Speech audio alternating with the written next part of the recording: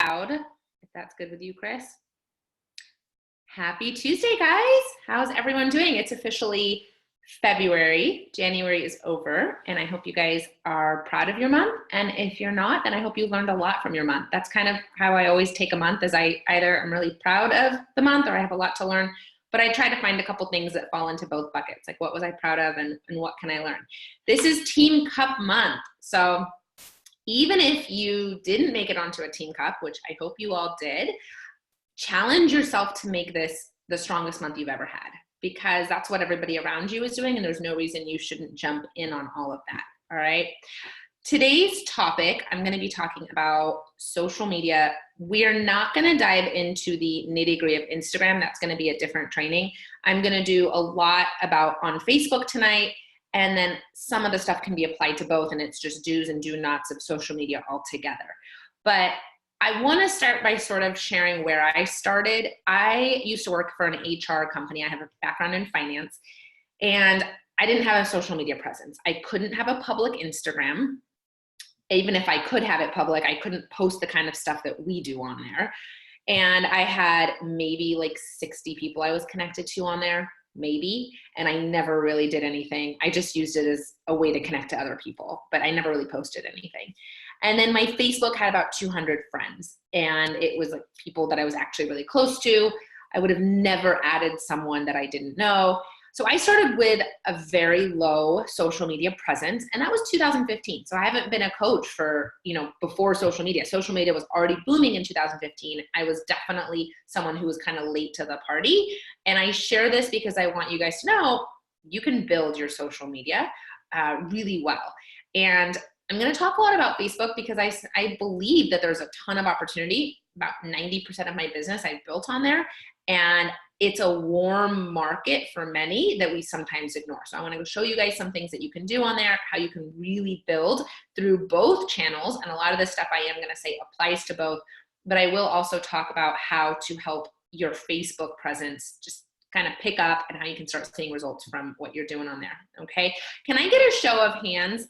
Or actually just in the chat box, if you guys can tell me, really those of you that have even helped one client, 2 clients, 10, whatever, but at least you've actually brought on one person at least, Facebook or IG, what's your primary market?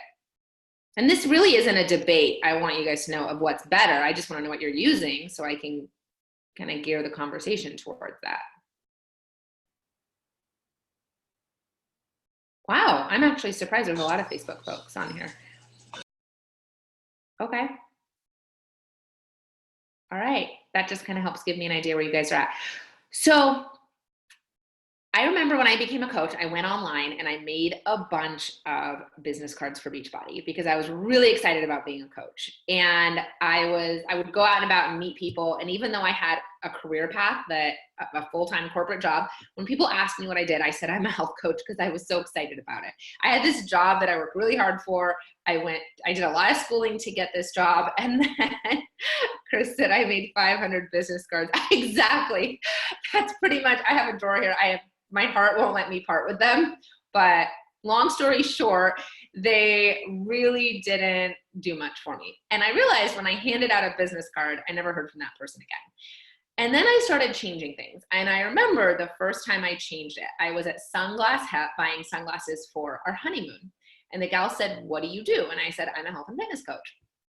Never even mentioned what I did in my real job. It was like, this is what I'm excited about.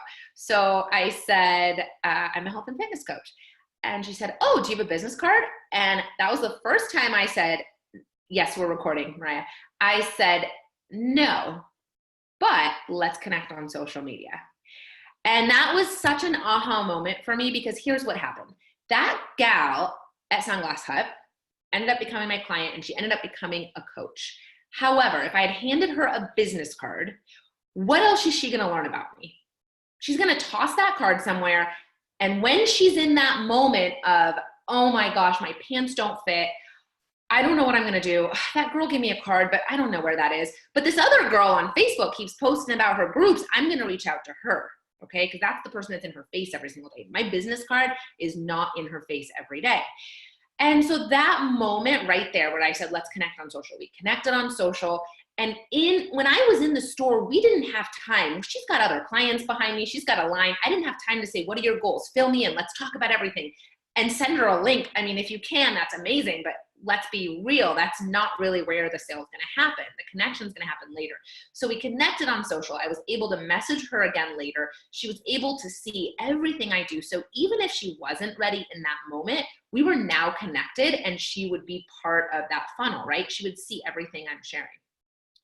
That moment was a game changer for me. I stopped carrying business cards. I left them all here in the drawer at home.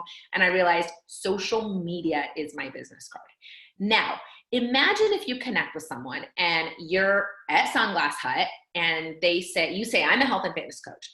And you say, let's connect on social. And then they go to your social, whatever page you connect, they go to your Facebook page or your IG page, and there's absolutely nothing on there. They can't find any CTA post, right? There's no call to action post. There's maybe a photo 4 weeks ago of you working out or 2 weeks ago of you working out. And they're thinking, okay, so she probably isn't that serious about this, right? So you want to make sure that when you do connect with someone that way, now they're on your social media page, they actually get a taste for what you're doing, okay? Because now they're going to scope you out. That they're thinking, let's see what kind of health coach you are. Let's see how good you are, okay? Let's see if you can really help me. And that's where they're going to learn about you, okay? So social media is so much more than, I used to say social media is my business card, but it's so much more than your business card.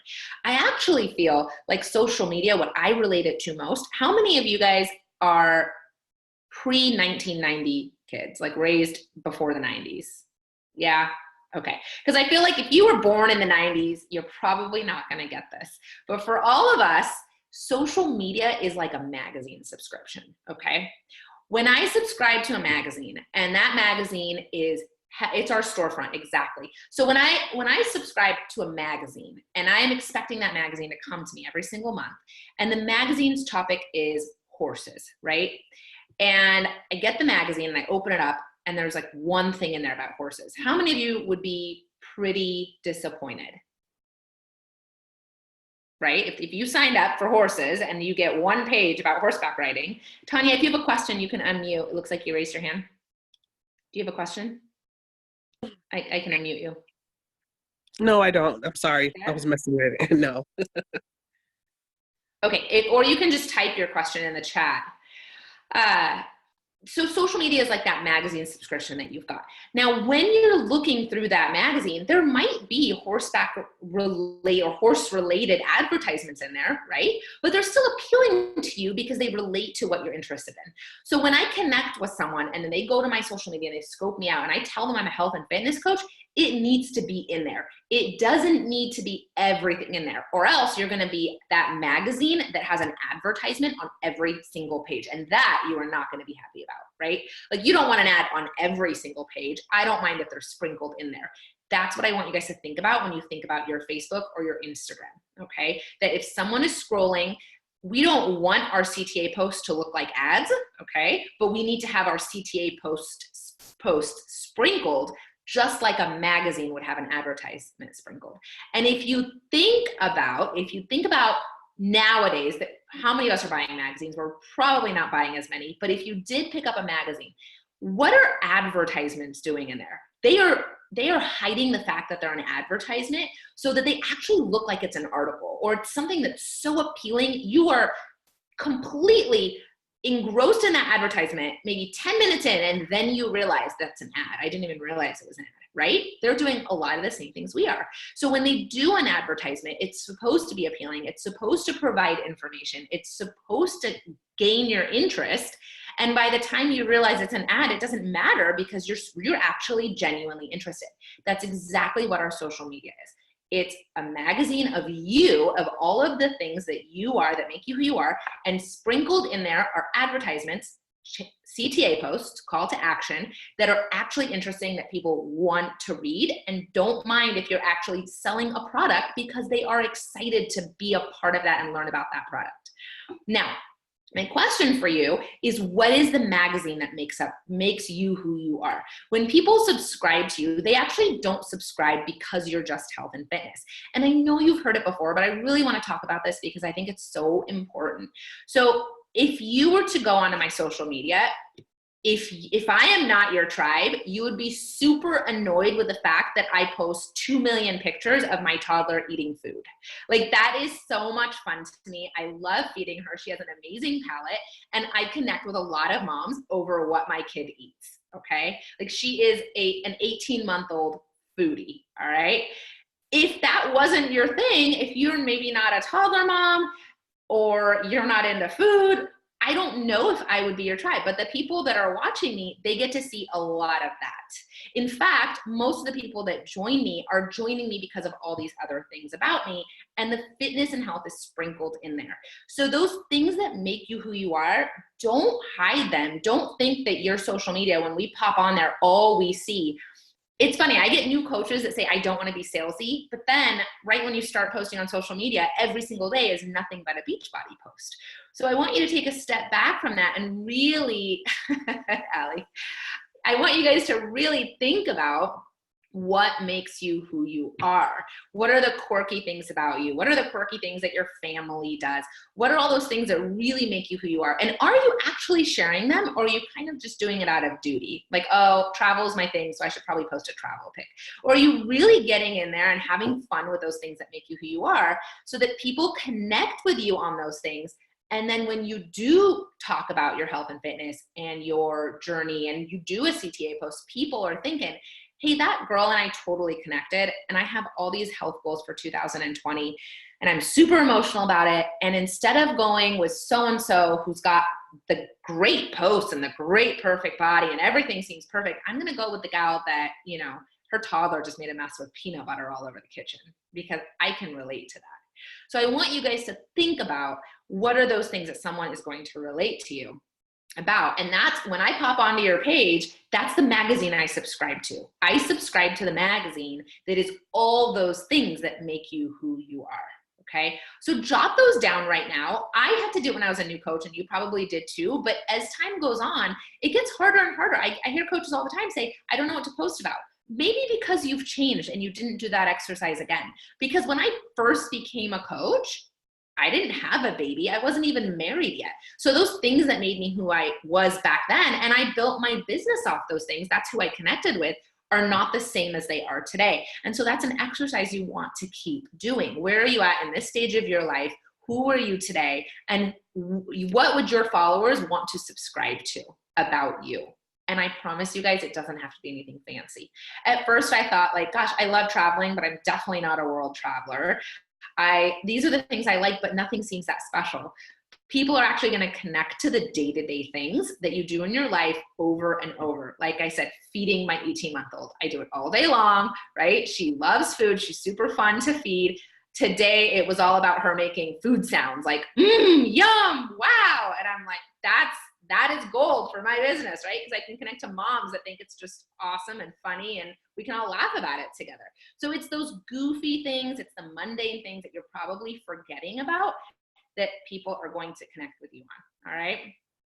I'm talking pretty fast, so I want to make sure I've got everybody. You guys are all on track, doing good? Okay.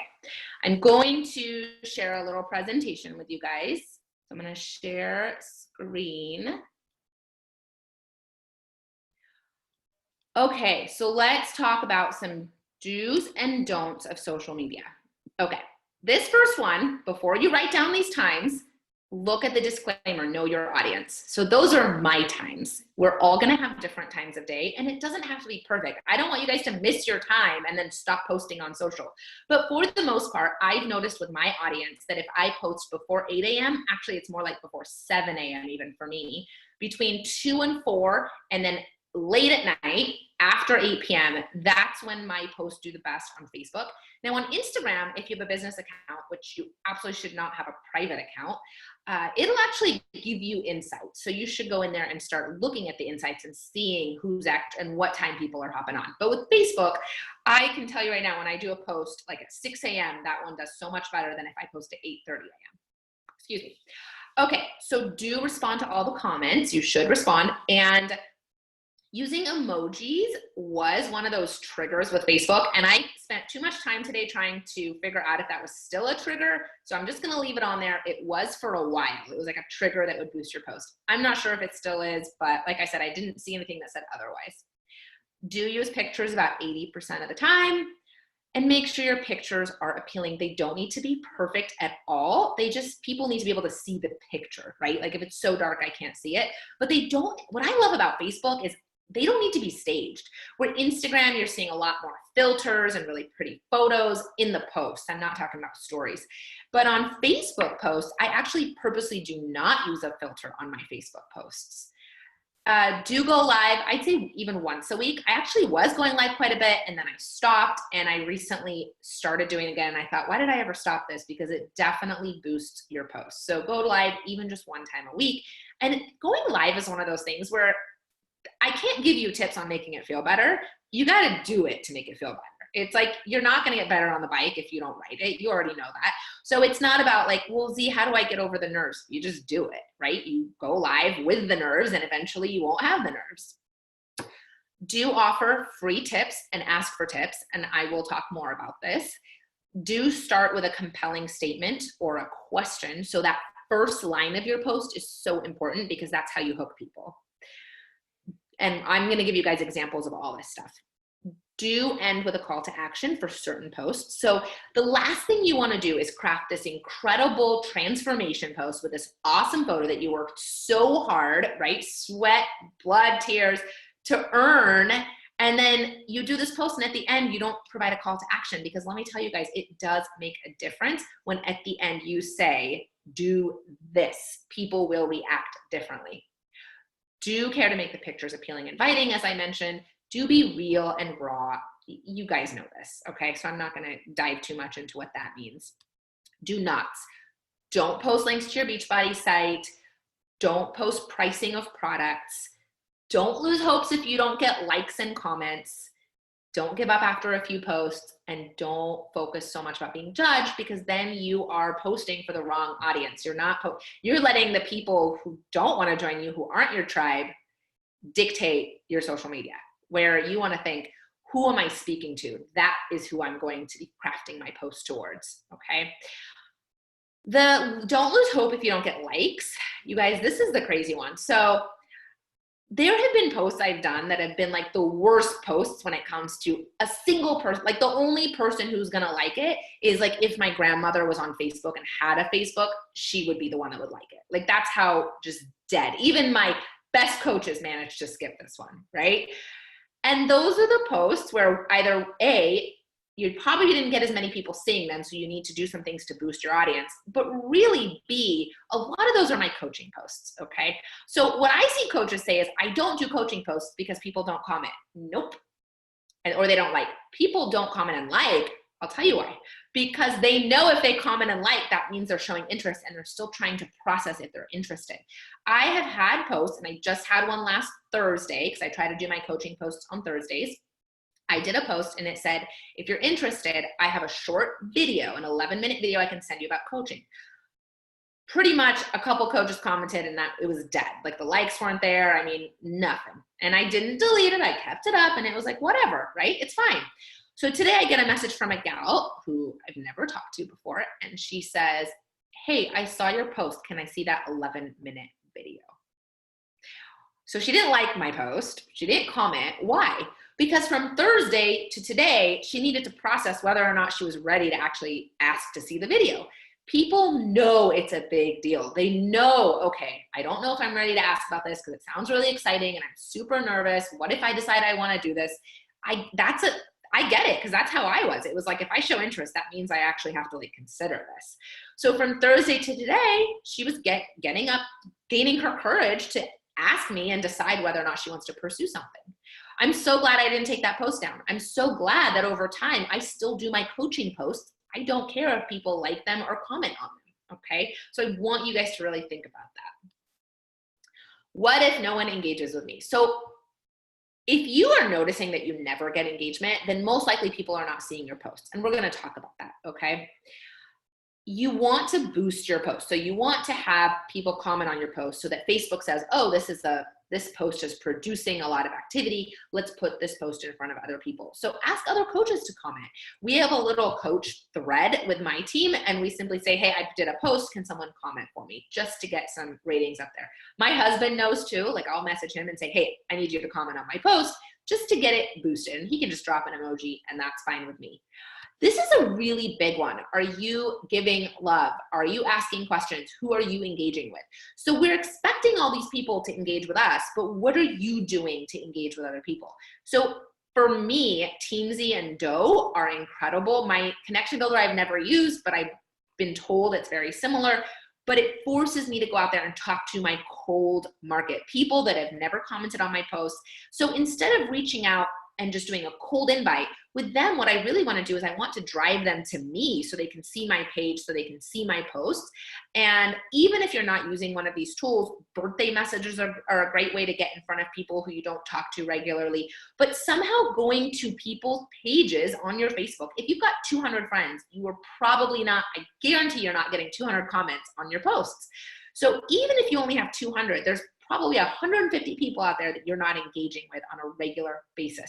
So going to their page, finding a post that they did, or maybe a story, and ask a question. Just ask any question to get them to comment back. And when they do that, Facebook says, oh, you two know each other and like each other. We are going to now put your posts in front of each other. And this works like magic, you guys. I cannot tell you how many times it's popped up that, okay, this is a person I've never talked to. We're connected on Facebook. And I go to their page and I just drop a question on a post. Oh my gosh, where did you get that toy for your son? That is so cute, right? So they respond to me. And then the next morning I'll do a post and all of a sudden they comment. Someone that has never commented on my post before, someone that has never engaged with me, saw my post and commented. Literally the next day after I did the same with them. So make sure you're giving love. We cannot expect that we're going to get all of this interaction on our Facebook, and same with Instagram, and we're not giving any out there. Really check yourself on that and ask yourself, what am I doing to others and expecting in return, okay? Are you asking people to engage with you? So that's a big one. I'm going to give you guys examples. Are you adding mutual friends? So this is how I grew my Facebook from 200 people to pretty sure in a few months I'll be maxing out on that. I'm gonna have to start cleaning house. How did I grow that? It was all mutual friends. And the beauty of that is that you can add a warm market. I've had people say to me, oh yeah, I added you because we have like 65 mutual friends. And so it feels really warm, right? It doesn't feel cold. Now make sure when you're adding mutual friends, you're not doing mutual friends with other coaches, right? Like Chris and I are connected, but I don't want to add his mutual friends. I want to make sure I'm adding mutual friends that are mutual to non-coaches so I can grow my team with potential people, right? So adding mutual friends, about 15 to 20 a day on Facebook is what I shoot for. And doing that regularly, and just don't overthink it. Don't analyze who you're adding. For me, if you're a female and we have mutual friends, I'm gonna add you. And guess what happens? The more mutual friends you add, the more mutual friends you'll have. I've had people that I don't know, and we have 95 mutual friends, and 75 of the 95, I don't know. We connected because of mutual friends, and it just starts to snowball in this incredible way where you're connected to so many people. It's also a great way to grow in the cities you want to grow. So when I lived in San Francisco, I'm originally from Fresno. All my high school friends were in Fresno, and I was able to build a really strong team in Fresno while living in San Francisco. But it still felt extremely warm because that's my hometown, okay? Keep bumping your post. This is really important, you guys. So if I do a post, let's say I do a post yesterday, I did a post about the 3-day refresh and it did pretty well. And I'm thinking, gosh, I really want to get a few more people into this 3-day refresh group. Instead of doing another post today, go back to the post from yesterday and drop a comment in the bottom. And that is going to reboost that post. I have had posts that I reboosted for probably 3 weeks because they did so well. And every few days I would go and drop a comment like, I got you guys, I sent some emails out, or anybody else interested. I would just drop a comment, and for 3 weeks this post just kept getting boosted. And the minute I dropped a comment, all these other people would show up. And oh my gosh, I'm interested too, because they never saw it the first time. They never saw it the second time. They saw it the third time, or they maybe saw it the fourth time. And I just kept boosting the same exact post over and over, okay? So you can do that, and it's extremely effective. I don't use all these apps anymore, but just make sure you've got apps for like editing, and you know, I can talk about that later, but I think we all use different apps. If you guys need help with apps, ask your coach what they use. This is a post-challenge completion example post that I give to my new coaches. I wanted to share with you guys. So I share this one because I feel like there's a lot of folks that are really nervous about doing it before and after. I think a transformation photo is incredible, and you really should get to the point where you are posting a transformation photo so you can show people the work that you're putting in and what's happening. But not every single call to action post has to be a transformation photo. And she said, I'm so excited to share I've completed my first challenge and lost 5 pounds and went down a pant size. Even more, I enjoyed the food I ate. I loved the workouts that didn't kill me but helped me feel good about my body, and the community I joined that motivated me to keep going each day. If you're feeling stuck in your fitness journey and this sounds like something you would like to do, reach out. I'm starting round 2 in a few weeks and would love to do this together. Most important, you do not mention Beachbody. You don't mention prices or put links in your post. Okay, I want to show you guys some post examples that will help boost your post. So on Facebook, doing an A or B, people love to give opinions. And guess what? You can do it with something real in your life. It doesn't have to be something, don't do anything fake. Are you thinking about a new bedroom set and there's 2 that you like? Post them and ask people their opinion. The act of them commenting on your post is going to help bring engagement to future posts that you do. Another one is free group posts. One little trick I do with free groups is I always make it a public post and I tell them to share the post on their page and ask if anyone else wants to join. That can bring you new people that you weren't connected to previously. Okay, so let's say I have a gal who's joining me, not a coach, maybe just a client, and she posts on her page. Now all of her people can see it. Okay, it needs to be public to do that. That has been huge in just building my following on Facebook and connecting with more people. And then keep bumping the post. When I do a free group, I will bump for like 2 weeks. I don't even need to do a new post. I just bump the same post over and over. Asking questions is awesome. So this coach on our team said, Mom, question, how old was your baby when they started walking? Such a simple question, right? 185 comments, and she was a really new coach without a huge following when she did this, because I remember we were working on boosting her social media presence. 185 people wanted to comment on this. People love tips.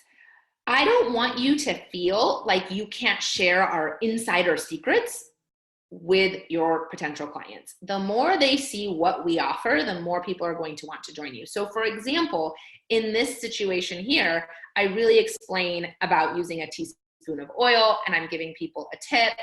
Let's see. So it talks about how my program taught me to really measure instead of just doing the pour. Nothing special in this post at all, but people like helpful little tips.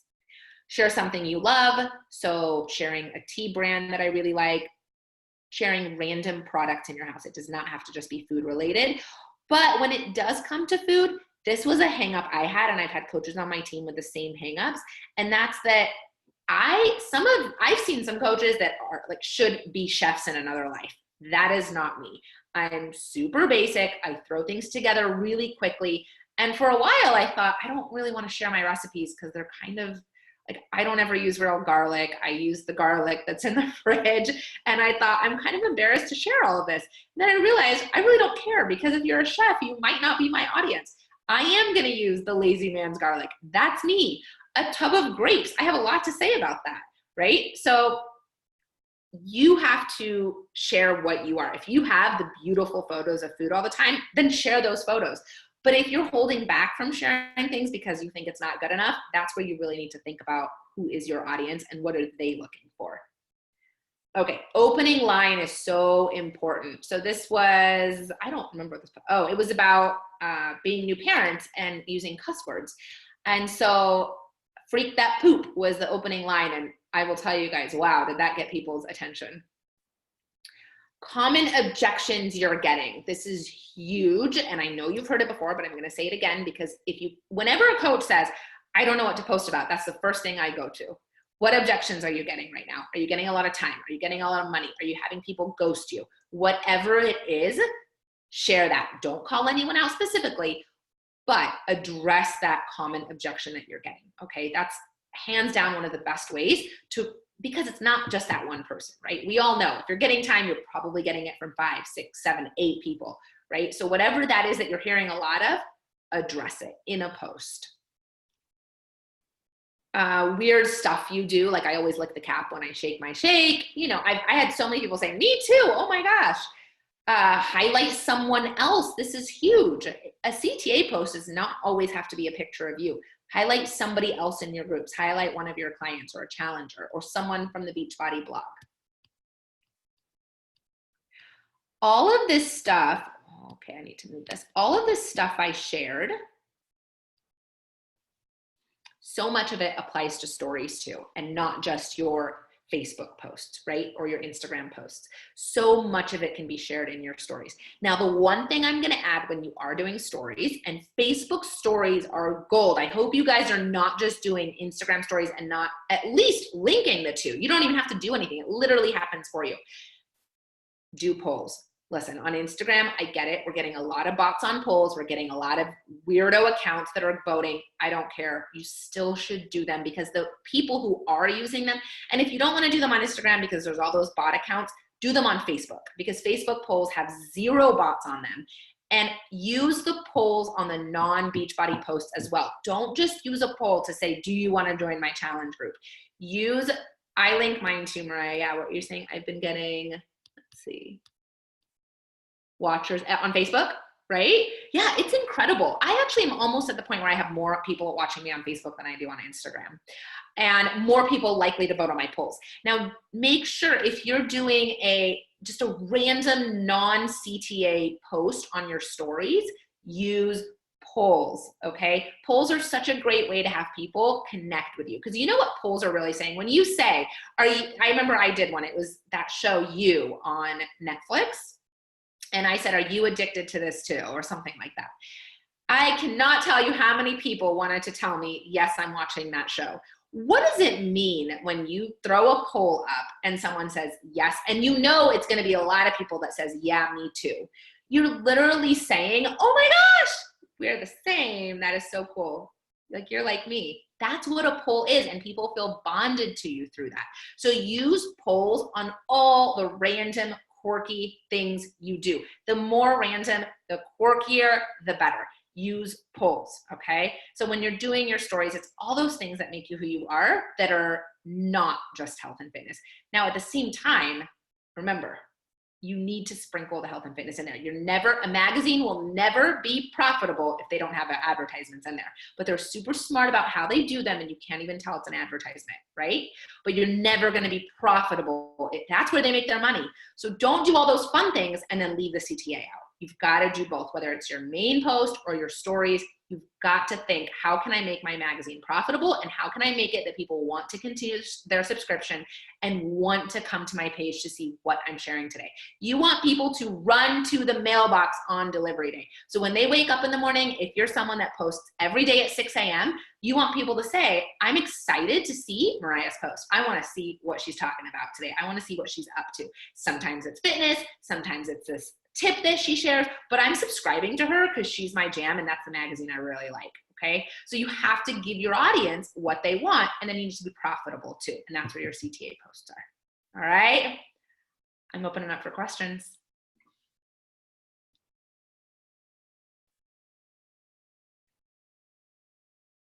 Anything?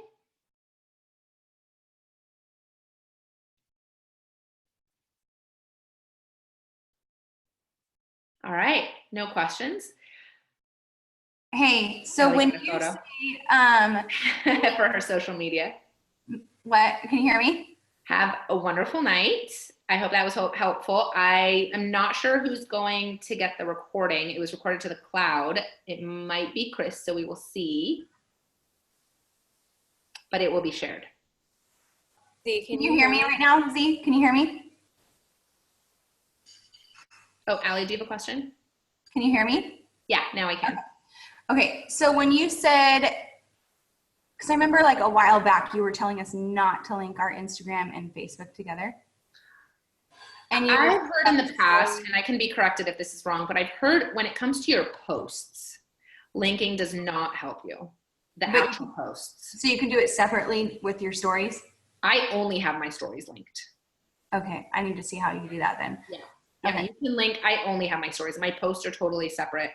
And really, when it comes to Instagram main post and Facebook main post, there's a different feel to both. Okay. Your Instagram needs to be more visually appealing, where your Facebook, you need to have a good, clear photo, but it doesn't need to be filtered the same way. And so the posts, I have heard linking will actually drive your viewership down, but your stories, I haven't seen anything that would say it drives it down. If anything, my stories are that I post my stories on Instagram because I like the tools that are on there, and I link it to Facebook stories. And if anything, I'm getting almost as many. I think now I'm actually more watchers on Facebook than I even am on Instagram, and I'm linking it through Instagram. Mm-hmm. And everything copies over now. Your polls copy over. It used to not. You used to have to do like a separate poll. It copies over beautifully. So if you are not linking those and you're actually posting Instagram stories, you guys have got to link them because it's just a freebie. Like the work's done for you. Okay. Yeah. All right. Any other questions?